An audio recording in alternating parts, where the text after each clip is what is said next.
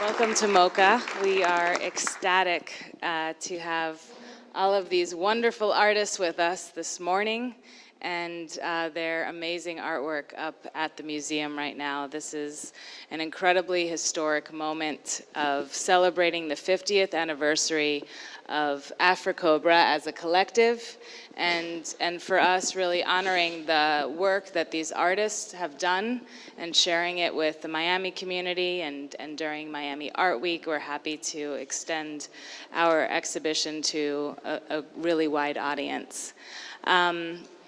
I want to let everyone know that the show will be up through April and we'll have extensive programming over the next few months. Following this talk, we have signed posters in our shop. The artists have signed a limited edition of posters from the exhibition.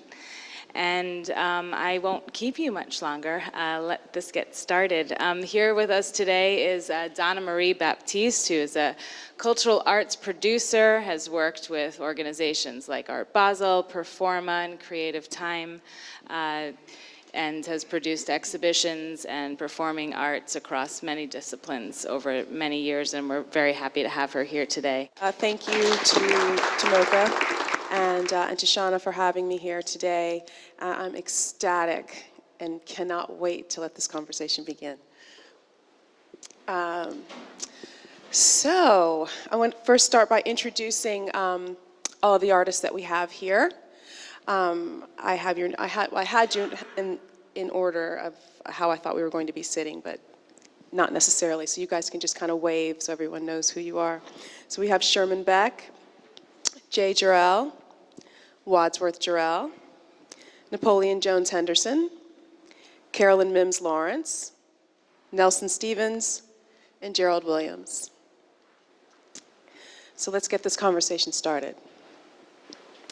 I thought a good way to begin the conversation would be to just give an overview of AfriCOBRA. Let's talk about what is AfriCOBRA? You know, when did it start? Where did the name come from? And what was the mission? What was the purpose of AfriCOBRA? I think that's a good way to introduce the collective to Miami. Anyone? We artists wanted to form a collective, and it's very important. Go ahead. Okay.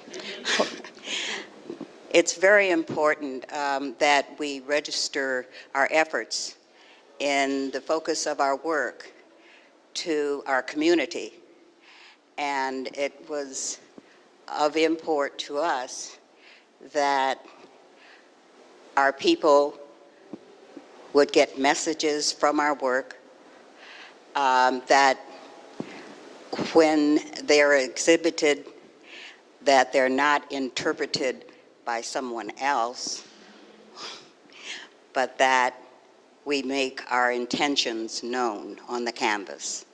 So that was important to us for our community, and most of all, to represent our community in our work. So it's a new direction that we chose to do collaboratively. So can I ask about the beginning of AfriCOBRA? Can you tell us when the organization started? I mean, I know that it started in 1968, but I want to hear you tell the story of what happened in 1968 and how the collective was formed. The organization originally is the Coalition of Black Revolutionary Artists, COBRA. But we ran into a problem because there's a Northern European group called COBRA. So can't talk about this without talking about a guy named Jeff Donaldson, who's almost 7 feet tall and a visionary of enormous proportion. He comes out of Arkansas and becomes part of the Board of Education in Chicago. I met him at a College Art Association conference in 1969, the beginning of 1969, because that's when they have their conventions, in order to select faculty for the following September. I had gone there knowing I was going to collect my MFA that coming summer and looking for a job in September. He looked at my slides, I looked at his. He told me the best thing I could do is to get as close to Chicago as possible, because that was the Mecca for art. I knew that because he had helped design the Wall of Respect, which several of the people here worked on 2 years earlier, in '67 in Chicago. It was in Ebony magazine that summer. If I keep going, I'll tell you all my life story. I don't want to do that. I'd like to give up the mic. Let me try to contextualize your question. If you recall, Chicago was a big stew of stuff going on all over the place. There were the riots, there were the demonstrations against the war in Vietnam, there were sit-ins, there were long, hot summers, a concept that just about every large city had to go through. We lived and worked in a neighborhood that there was turf for gang warfare.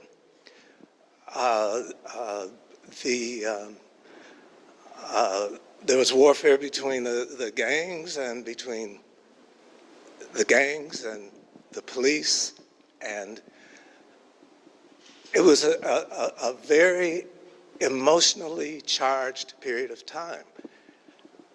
We basically didn't know one another until one day that we were invited to a meeting by Jeff Donaldson to talk about forming an organization of artists. An organization to do what? To demonstrate, to go out and lobby for artists' rights or entrance into the mainstream art world? No. We said, look, we're going to just have meetings and get together and talk about art.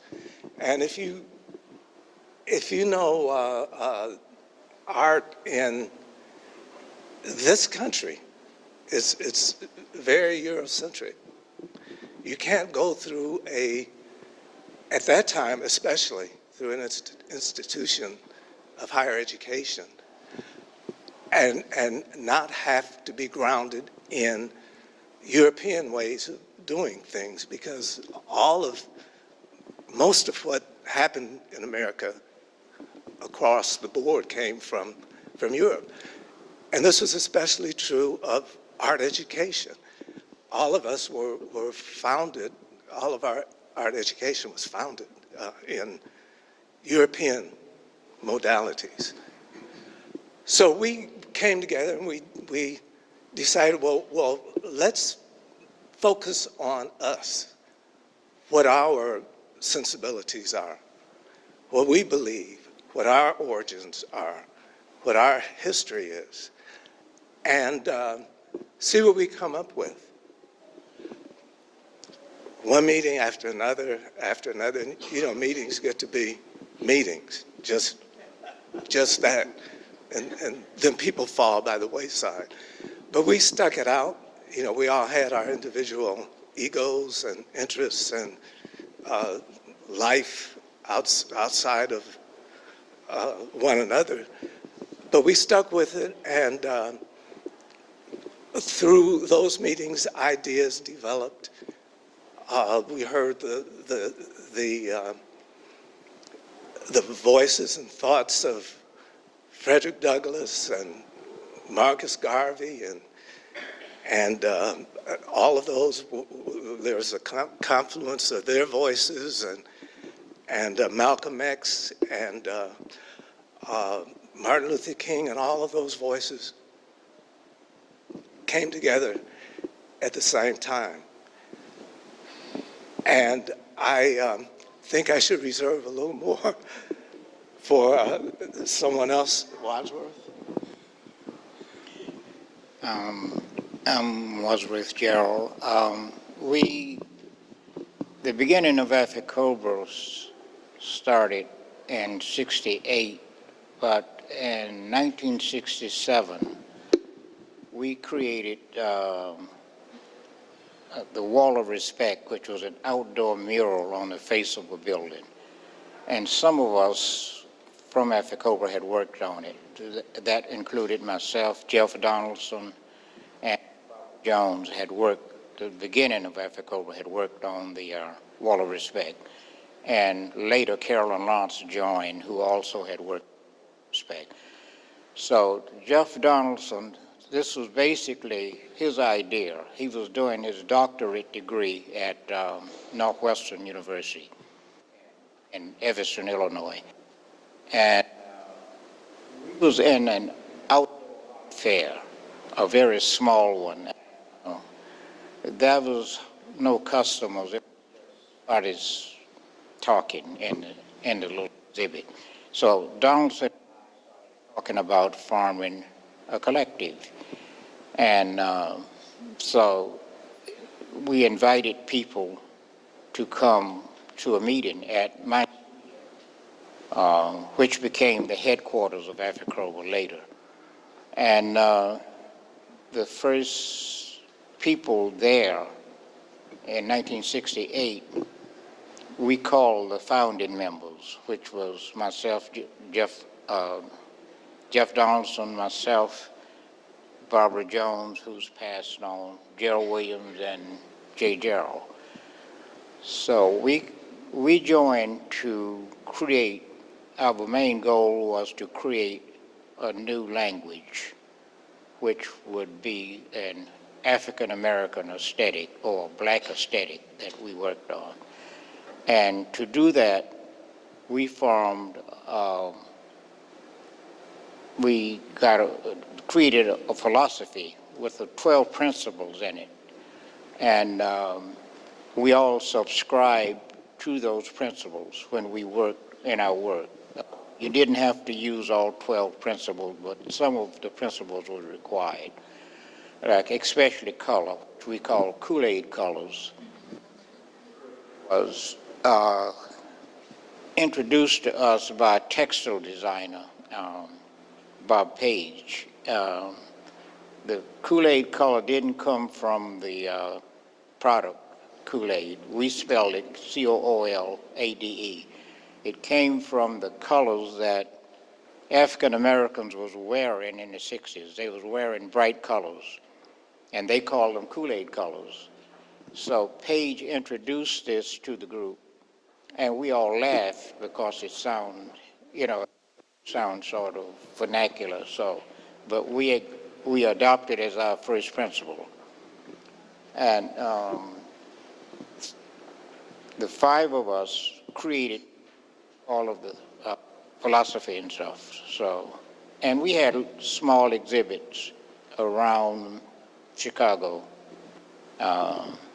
We had meetings that some of the people like Ed Spriggs, who was director of the Studio Museum in Harlem, came to meetings. Barry Gaither was director of the Afro Center for Black Artists in Boston. They invited us to exhibit. So our first major exhibit was at the Studio Museum in Harlem. And with the press we got from that, we met for 2 years without exhibiting anywhere except those little local things. But we was creating work. And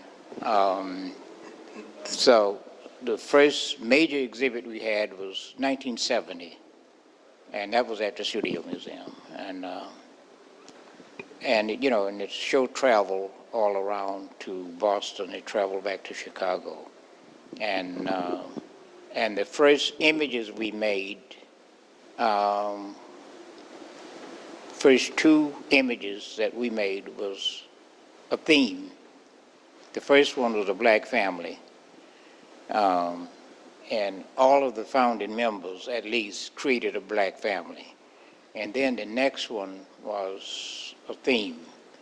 And after those two, we just started making paintings of art, whatever you wanted to make, you know, whatever you wanted to make. There's a point I want to make. Check this. At the Check. 1970 exhibit at the Studio Museum, we gave everyone a ballad.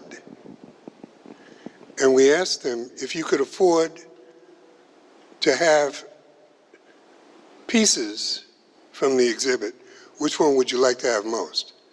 So when we got back to Chicago, we were able to know which was the most popular image of each one of the members. At which time we set about making prints of that image. So when we opened there for the second time, we already had a market. They didn't tell us what to do. They selected from what we had already done. And those prints, there's one here of mine that sold for $10. All of them were selling for $10. They're no longer available at $10. I think that's one of the major things that we did in terms of popularizing the image and notarizing the group. And to add to that, the caveat, which is really critically important in reference to art for the people, that was at Operation Push, the organization that Jesse Jackson spawned in Chicago after coming up and separating himself from the breadbasket. Right. We set up our printing workshop right there at the Push Expo. And we were screening these prints right there in the expo. People were coming for all kinds of other, well, we've all been to different types of expos. So you have all kinds of other activities going on. Rarely, if ever, art. You may have exhibitions, but you don't have artists producing work in the middle of a community exercise such as an expo. But we had people who were able to, the visiting people to the expo were able to see that artists were just like they. Artists did work in the way those things that they ultimately had access to in the end, how they came to be.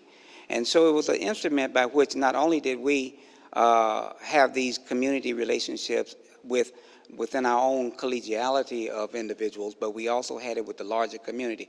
And to add to what Gerald Williams was mentioning with reference to Chicago, Chicago was a cauldron of black culture in ways that many people don't fully understand. You had the Nation of Islam located in the city of Chicago, Elijah Muhammad. You had numerous very important black churches, from Baptist straight away to AME, Pentecostal, you name it. I think if you travel through Chicago, you'll see more churches, I think, than you see banks in Chicago. And you had the various other cultural groups like the AACM, the Association for the Advancement of Creative Musicians. You had people like Gwendolyn Brooks and Val Gray Ward and Hakia Matabuti and Hort Fuller, who was the editor of Black World. Before that, it was called Negro Digest, which is the smaller companion magazine of Ebony magazine of the Johnson Publishing Company.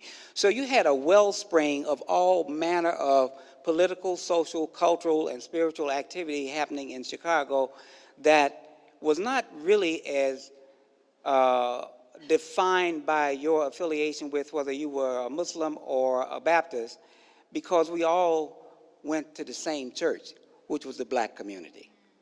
And so we would go and patronize your diner or your supermarket or your ice cream parlor. And for those who don't know, your meant that was the way the Nation of Islam identified and named all of their enterprises. And those enterprises, if you say, I'm going to your store, I'm telling you, you own it, I own it, we own it. It's our store. So out of all of that, the principles and the aesthetic concepts that Wadsworth referred to, and especially what Jay referred to in terms of a community, is that we were not outside of the community, we were a part of the community.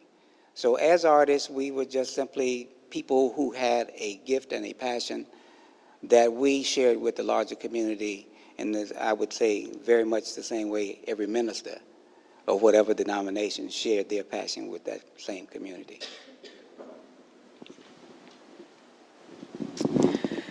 I wanted to ask you to elaborate a little bit more on the principles of the philosophy that you both been speaking about, because I know there was a great deal of involvement, the artist, involvement socially, within the community, and I wanted to talk a little bit more, or hear a little bit more about what you all did in the community. Like, what was your what were some of the activities or accomplishments that you achieved through your philosophy as AfriCOBRA, as artists working in the community for social advancement? What we did was created our focus, which was to create a new language. We created a non-Western approach to making art. This was our main goal, and of course we was in the community. But at the time of the '60s, according to some black scholars, it was the most creative period of African-descended people in America. That's arguable. Some people think it was Harlem Renaissance in the '20s, but that's, that will be written down probably by historians later. But we was not thinking about it as, you're in the moment. You're not thinking about being the most creative period or something, but we were just concerned about, we was connected with a lot of people, like Napoleon mentioned, AACM, which is a musical group that also played at my studio for openings, and we was all in concert together with the theater and poets. Poets would open up our shows at my studio was called the WJ Studios and Gallery. We had a small gallery in there also where we had concerts with the AACM. So we was in concert with all of the creative people at that time. And our philosophy, I don't want to go into all of the principles, but we had 12 of them, 12 principles that made the philosophy. Well, to further on, to expand on what Wadsworth just said, is that we created bodies of work around a theme, one being the black family, and Jeffreen spoke about the various themes in a way this morning. And when those works were exhibited, they were able, and we were able, I should say more, to have a dialogue, a very direct dialogue with the community, because every community, its foundation is family. And to the extent that each of us have our own particular identity, the theme was consistent, but the subject matter, the composition, the elements that made up the individual work were the choice of each of us, our personal selves. But it had to address that issue of the family. And within that context, we also applied the aesthetic and philosophical principles by ways of the stylization and or the other manners in which we chose to construct that particular composition. And so very much a part of it, at that early end, language. Words were an important part of the work. And Barbara Jones was probably the prophet of taking words and moving it into the, if you will, anthropological kind of context, or human structural context of design, the human anatomy, and taking color and the rhythm of sound and music, because color has, and music is referred to many times in relevance to sound and in color. And so those vibrancies were reflected and are reflected in the work that we do. And that same kind of energy is infused in the theme of the work itself. In Carolyn Lawrence's piece out here about family, one can see that very dialogue about the drama and the intensity of the musical play that happens with her brushstrokes and with her paint, and the frontality of the figures and how those figures speak out to you as the viewer, and you're able to come into that piece as a person viewing it because of that visual, as I call it, visual music. And so all of those forms were shared back and forth between ourselves, the musicians, the poets, the dramatists, and the larger community. So those philosophies and those aesthetic principles were just very present in the work. And so people were able to relate to that straight away because they saw themselves in that work. I'd like to emphasize another point. Somebody else on this. Carolyn. I'll give it to Carol. Okay. The sale of the prints is the reason that we could remain independent. We never asked for a grant. It's very important. Many groups get as far as that, ask for a grant, and that's the end of it. Because the grantor tells you what to produce. Carol? Thank you.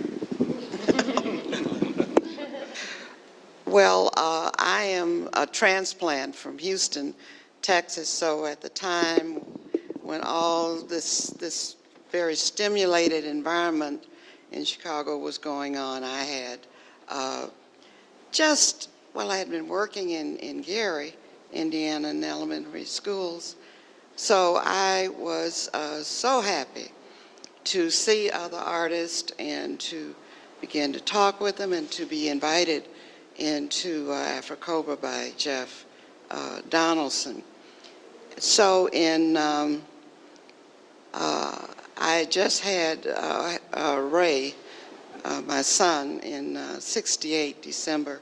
So I was certainly busy, but I could not pass up the opportunity to be all with these brilliant and talented people.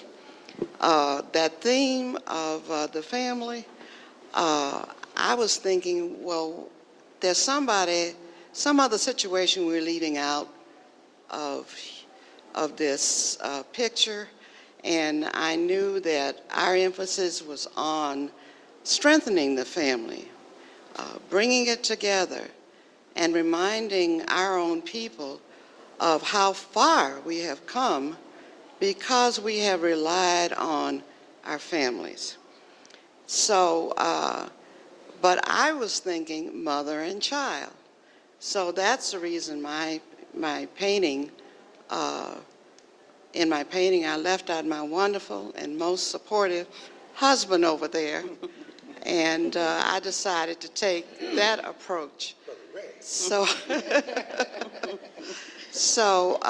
and I chose the wording, passing on that legacy of courageousness and braveness and strength, because sometimes when you're in an environment where you're not seen as very important, you're not seen as pivotal to what goes on in the country, certainly not financially, and that you need to be, we needed to be reminded, and that was my message, that we always have been, and we are brave and courageous people, and we need to keep pushing that forward. Jay, you look like you have something to say over there. No? Total agreement. I'm a mama person, and Jeff used to call me mama in the meetings, and listen to mama critique that work, you know. And it amused me, but it was our good fortune that we had a youngster who was at our knee, Wadsworth Jr., and he was an AfriCOBRA mascot. And many pictures are with him in the meeting, just enjoying. I think it's just always lightened his spirit. That he thinks of these as his relatives, and he comes in and he's most comfortable with the environment of all the art that surrounded us and the people willing to share and talk about the work, willing to include some of the most picturesque and beautiful things that are a community could ever want. So I strongly impose my wishes that you'll have the little ones in and around to soak up this wonderful spirit of sharing in so many different voices. As we brought unfinished work that was on its way, we trusted one another to see something where normally we'd have been doing like this over our work and making sure you didn't see the next mark. But we were proud to share. We critiqued each other's work, which is another reason that many groups leave. Because they don't trust the other people to critique. Sherman, what do you think about that? Yeah. It's right next to each. Well, as demonstrated today, I'm a good listener.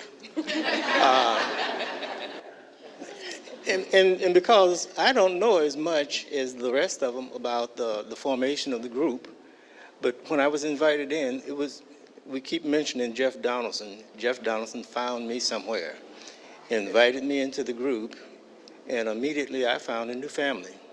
And that's the way I feel about it. There were 10 of us that had the first big show, what I call in New York. And I suppose there was a founding 5. But when I came into the group, it was fully formed. I was number 9 or 10. So, I don't have a lot to say about the founding of the group.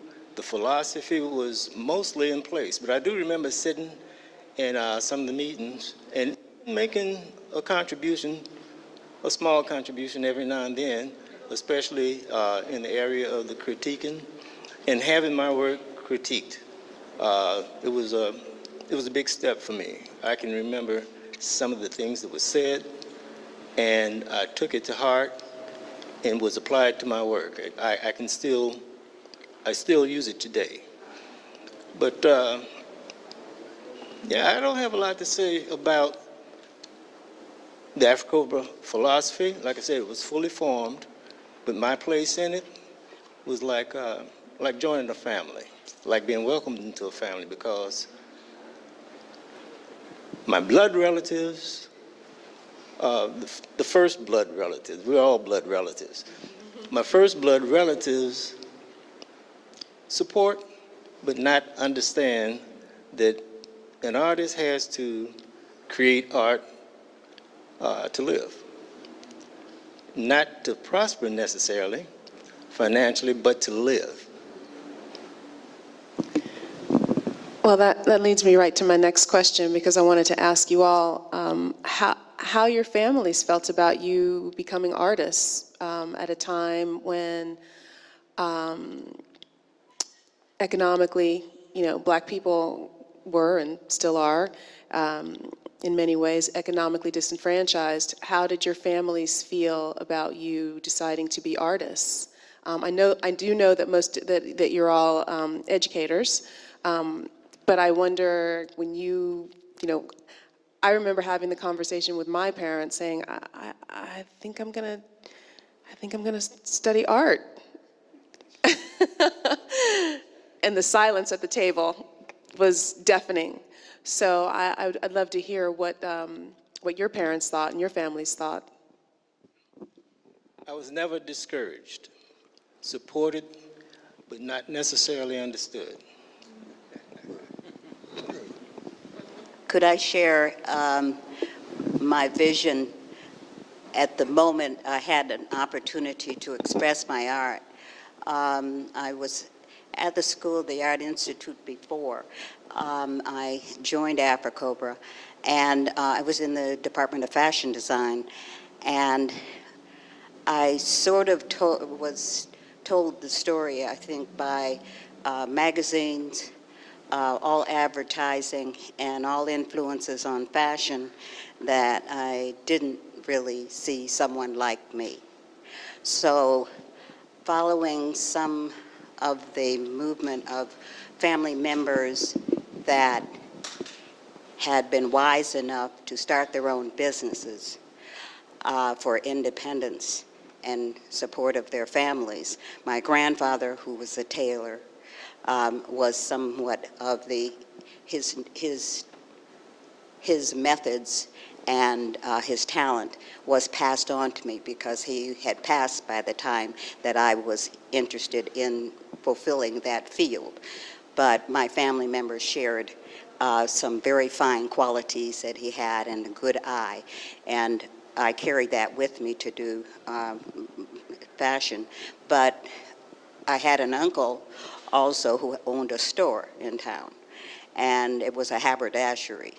And I got a real good interest in, let me have my own business.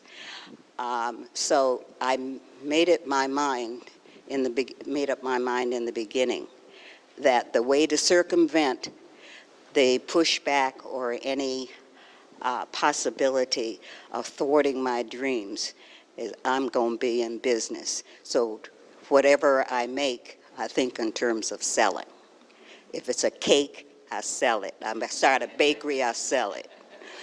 If it's a suit, I start a small boutique, I sell.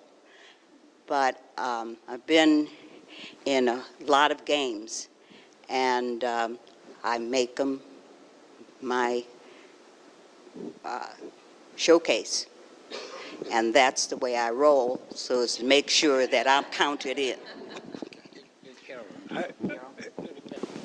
My family also, many of them were educators. And in fact, my grandmother was an educator. And when she had her last child, she took that child in a wagon, horse-drawn wagon, from Prairie View, Texas, over to Waller with her to teach. And then I had, an uncle who was in business as a embalmer, and he had his own business.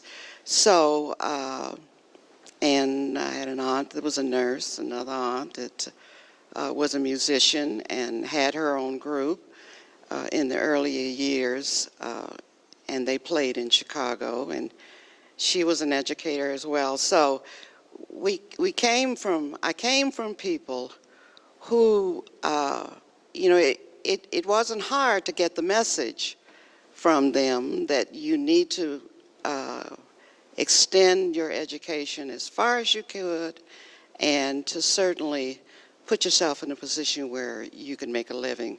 So I always had a day job. I graduated from the University of Texas and ended up teaching elementary school in Gary for about 6 years, and then I transferred into the Chicago public schools and taught high school many years until I retired. So Well, I wanted to know about how families felt about during that time about their children being artists, and I also have another question for the ladies regarding being women, black women, leaders of black families during the Black Arts Movement, during this revolutionary period, and what that was like. And I know that we talked briefly yesterday. Sean asked a great question about what it was like being the only women with Barbara amongst the group of AfriCOBRA. And Napoleon gave such a beautiful answer. I would love to revisit that question. Do you remember that? Do you remember that answer, Napoleon? You were talking to the sisters in the group here, not me. I'm not a sister. All right, I got you. No. Well, I'm just going to say as best as I can what I said yesterday, is that Carolyn, Jae, and Barbara were not female artists. They were our colleagues, and we worked as a body of artists to concretize a philosophical and aesthetic that centered itself on blackness. And as we had our bi-weekly meetings and all the other activities that we engaged in as a group as AfriCOBRA, I knew Carolyn was a fine sister, and I always had to look over my other shoulder and make sure Ray wasn't too close by. But we were very good friends, are very good friends, and very much supportive of each other. And as Nelson mentioned, the meetings being critiques. We talked to each other about our work as it was in process. And mine wasn't the easiest because I'm a textile weaver, so my looms I couldn't carry around with me. But I would carry the gift and the content I got from the discussions. And so out of that relationship, we all were just stronger by being together as each other. So it was never an issue of male, female. It was an issue of individuals committed to the uplift aesthetically and spiritually of black people.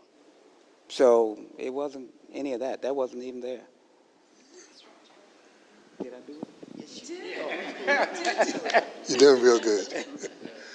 I may have had an easier time with members of my family in terms of being an artist because my grandmother was a domestic for a public artist. He did statues. He had a studio on Central Park South. I'm from Brooklyn, New York. Bed-Stuy, specifically. Crown Heights, okay?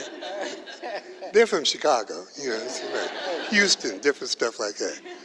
But my point is that she had my grandmother, my mother's mother, and she would take me to work with her sometimes to feed the pigeons at lunchtime, but to watch him do his work. And so people in my family knew that there was an artist, white, but making a very good living, making art.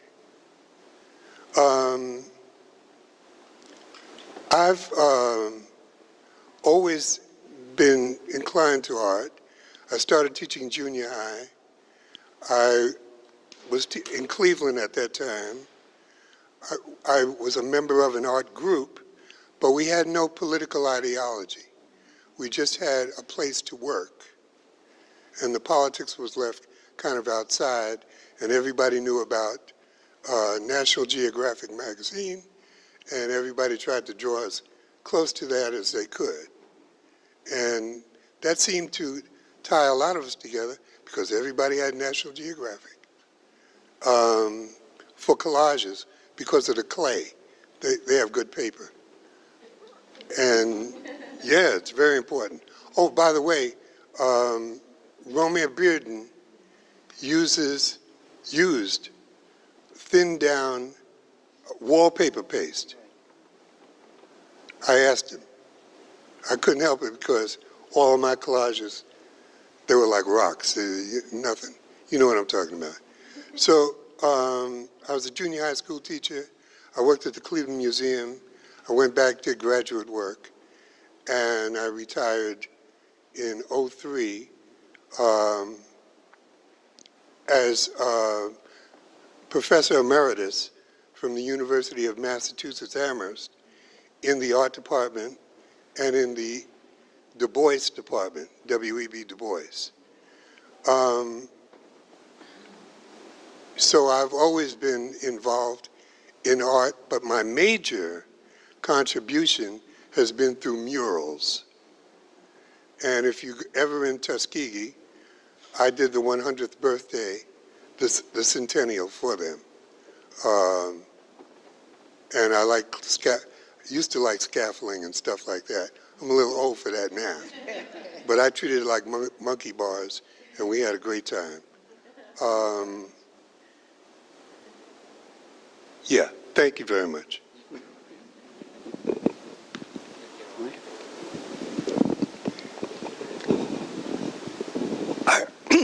Excuse me. Been a long time since I said anything. I probably had a long circuitous route to being here. I was the 8th of 11 siblings of Abner and Allie Williams. My father was made steel at United States Steel in Chicago. My mother was a stay-at-home mom. The two of them raised 11 of us. In tribute to them, there's a poster. There's a painting. The painting's not here, but there's a poster out in the store of them. I was the first male in my family to go to college. Finished high school after taking a class in comptometry. Anybody know what a comptometer is?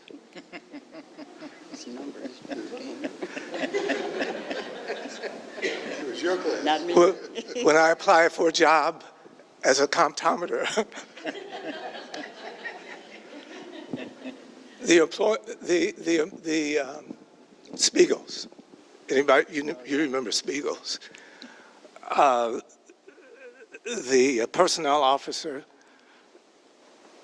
said, "Honey, we haven't used that machine in years." So here I was,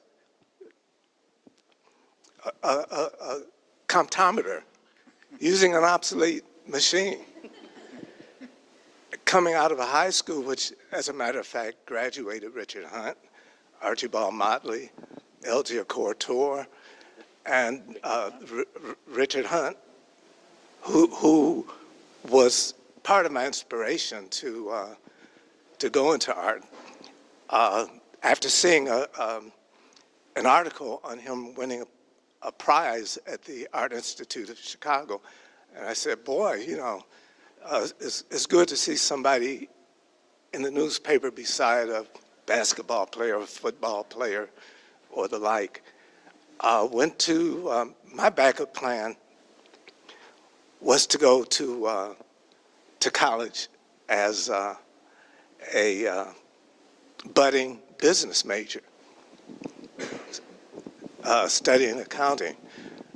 During break one spring afternoon, went across the street to the Art Institute, which had a big Gauguin retrospective.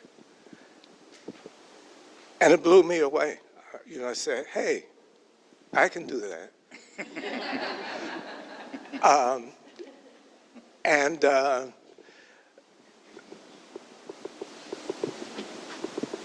Coming from a family is like mine, you just don't pick up and go to Tahiti to become an artist.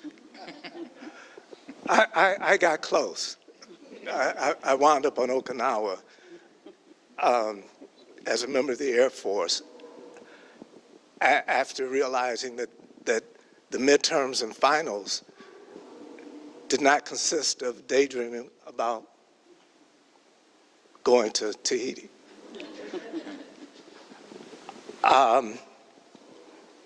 When I got out of the military, the Air Force, enrolled immediately at the Art Institute, part-time. I didn't graduate. I want to make that clear because somewhere out there, I was a graduate of the Art Institute.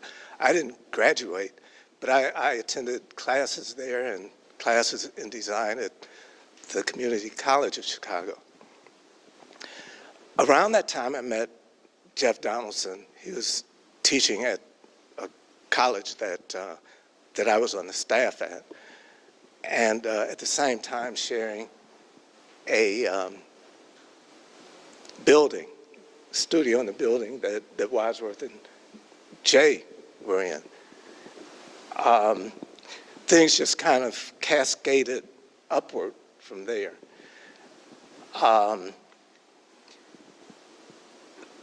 So the idea of how did my family feel about it? Hey, go for it. Go for it. So thanks to their support over the years and having a family where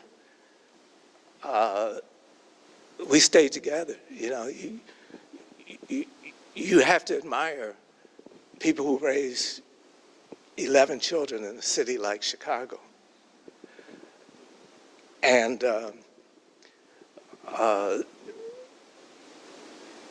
everything is due to them. And I'm here because of their support. I think families are the key, as other members have said. And you have to stick together, support one another. Above all, never spite one another. And that's one aspect of the spirit of my family.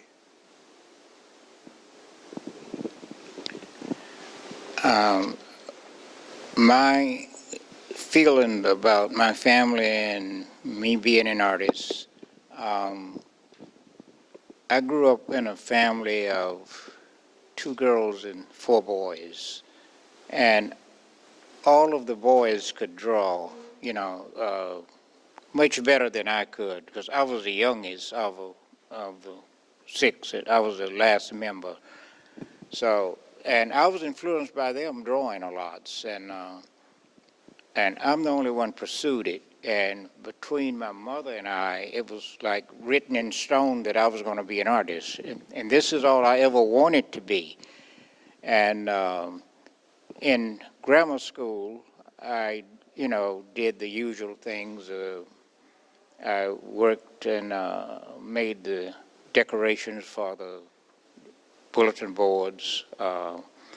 And one professor set up an easel in the school for me. And he asked me to paint. So I started making watercolors and paintings. And by the time I got to high school, I had moved into oil paintings. But I had never had any formal training. This was all winging it, you know. And living in the South, in Athens, which was a small town, which is the University of Georgia's in the town, but I didn't see any art. I didn't see any museums. I was only influenced by magazines, stuff I saw in magazines, and those basically was illustrators.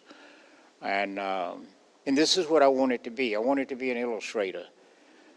And I was drafted into the military after high school, and I became the battery artist for all of that time, most of the time in the military. I took basic training partially because basic training was 6 months.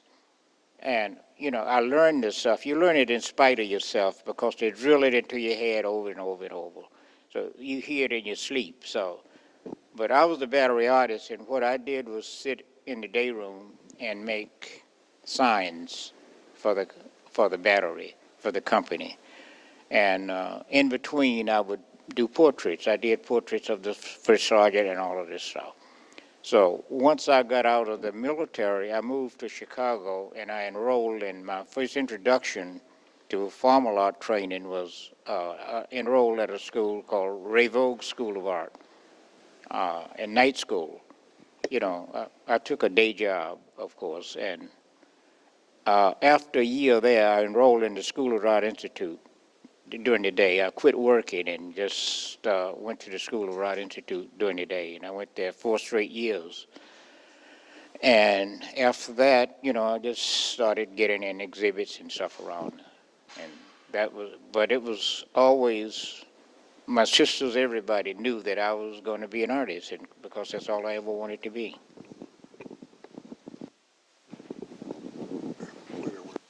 Oh, absolutely. We've been in existence for 50 years, as you probably know. And at the Studio Museum, we requested the Studio Museum to paint the walls. This is the first time since then the walls have been painted. I'd like to thank MoCA. They did a great job in researching, in putting together this exhibit, in putting these statements up so that you understand what this is about, and in respecting what we do. So I'd like to again thank MoCA and all of the people involved in it. There's a whole bunch of them. I don't know all their names. But I've met about 8 people who are responsible for this, the emblem, the symbol that was invented for AfriCOBRA, the painting of the walls, the hanging of the wall. We haven't had 10 in Search of a Nation since 10 in Search of a Nation. Logan Center, be fair. The Logan Center. The Logan Center? Kool-Aid colors on the wall. Okay. We don't play. Okay. 3 times, 50 years. Excuse me.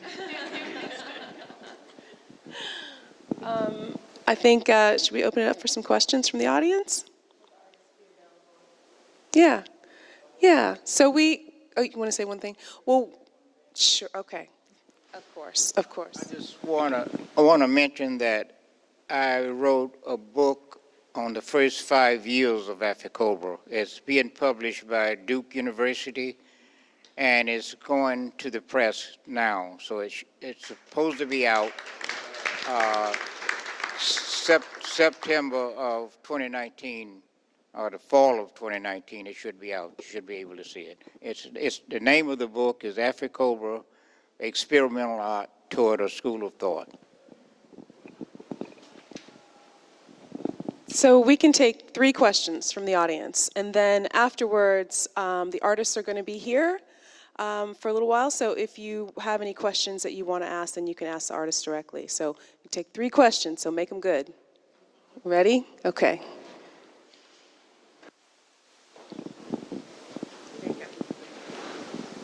First of all, I want to thank all of you personally for everything you've done. And I'm the indirect beneficiary of a lot of your work. While earning a doctorate, there was a good friend of mine, Terry Thomas, at Clark Atlanta University, was getting his doctorate of arts and humanities. And his dissertation was on art for art's sake or art for people's sake. And that is one of the best things I worked in the thesis and dissertation office while I was finishing my dissertation.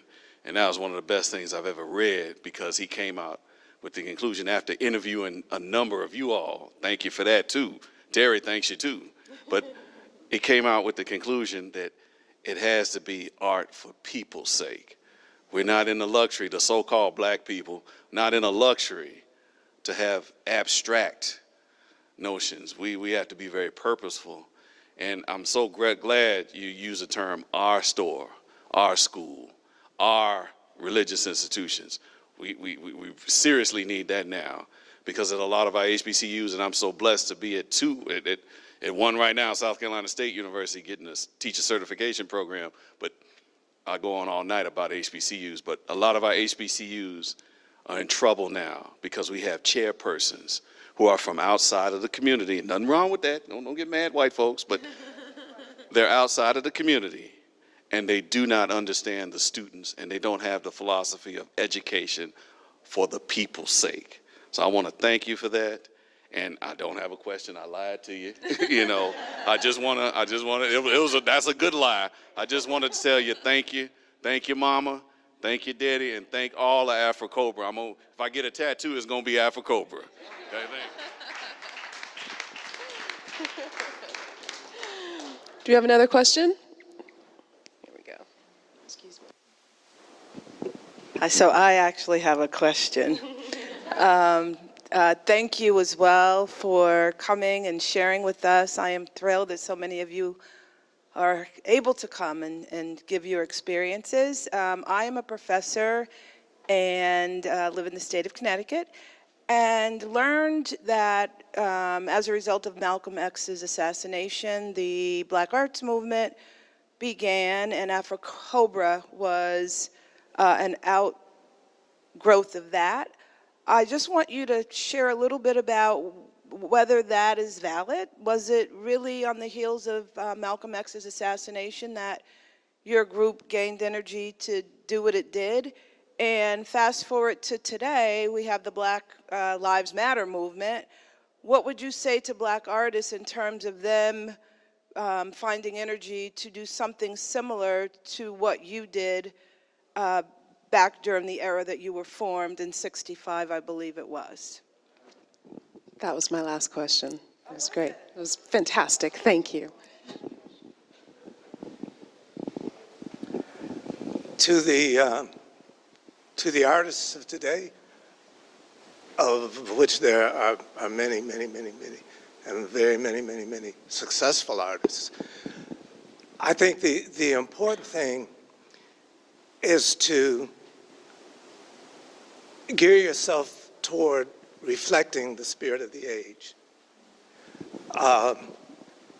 It's not a very complex idea, but art and artists don't exist in a vacuum. There are a whole host of thoughts, feelings, attitudes, philosophies that flow through all of our communities. So they have to just look around the room, decide for yourself whether our work reflects the spirit of the age that we grew in and developed in. Look, the eyes tell a whole lot. Eyes that looked at the walls of dungeons in Ghana and in Senegal, that stared through prison cells, that look at you as you look at the work. And there's a whole stream going back centuries looking at you. And when you just look at the work, just look at the eyes of all of the work. And let me say something. To add to what Gerald said, artists are always considered ahead of their time. Artists are not ahead of their time. They are of the times. Actually, the time dictate. If you go back into history and look at all of the artists and what they have done, the times dictate the direction the artists go, most of them. Understand the conditions, but lift and be lifted, and that's where our heads are. One more question. I was a student at Howard University in the spring of 1990, and I took a required general education course to be able to graduate, and it was art appreciation with Dr. Jeff Donaldson. And I tell people this story all the time, and so I'm pleased to share it with you. And my question is sort of related to, was this one of the principles in terms of educating people about art? But the first exam that we took in that class was a test where we had to know all the countries and tribes of Africa. because Dr. Donaldson told us that art begins with civilization, and civilization began in Africa. And then he taught us all the art of each of those tribes. And then, as you said previously, we learned every period of art following that, you know, Baroque, Impressionism, and then when we got to Picasso and Jorge Braque, we were able to reference the previous African art that we had learned at the very beginning of the class. That kind of education that situates art with the beginning of civilization, with African people, I'm wondering if that was one of the principles, since so many of you are educators, if this was an intentional way of being able to, and I told Professor James that if I had taken that art appreciation class earlier in my undergraduate career, I would have majored in art history and switched my major completely, because it was a transformative experience.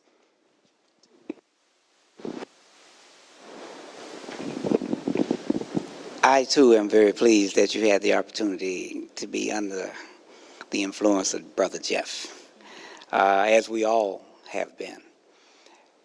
And that paradigm that he used is the same paradigm that all of us use, and that's the paradigm of AfriCOBRA, which is knowing one's history, understanding where one presently is, and where it is you intend to go and be. Even though along that route you will run into various obstacles and difficulties.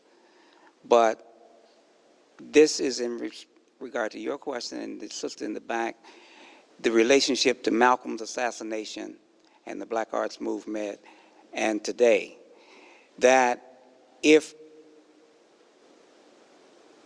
more artists would, I think, more concretely ground themselves in the reality of what is taking place as opposed to being an artiste. Because, see, we call ourselves image makers.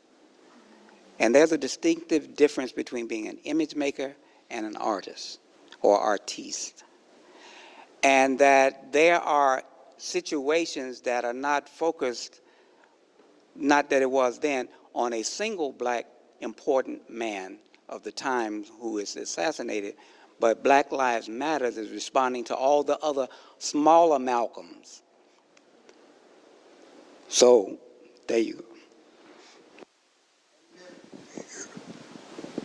A lot of people are counting the number of youth that get killed by the police. And it's important to count them, I'm sure. But all of us remember Emmett Till. He's our little brother. In my case, he was 3 years younger than me. Makes him the same age as Muhammad Ali. Think about that. Emmett Till and Muhammad Ali, same age. Lack of development, lack of opportunity, gets shot down. They're celebrating Bush out here now. Celebrating Bush. This is a man that wouldn't give nothing for AIDS. I don't hear no mention about that. This is a man that filled up the penitentiaries.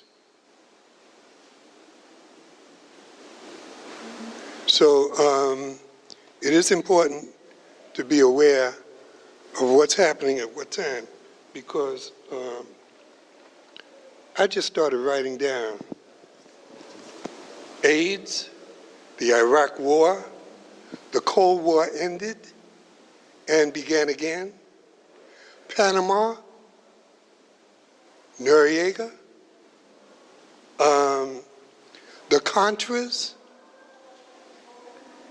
Willie Horton. I don't hear nothing about that. The drug wars, cocaine, the racism. We lost Thurgood Marshall and they gave us another guy for the Supreme Court who was the right of Scalia.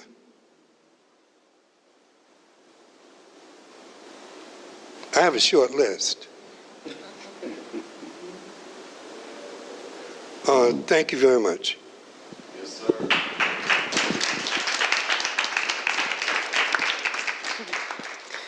I thought it'd be appropriate to read this quote from Barbara Jones-Hogu.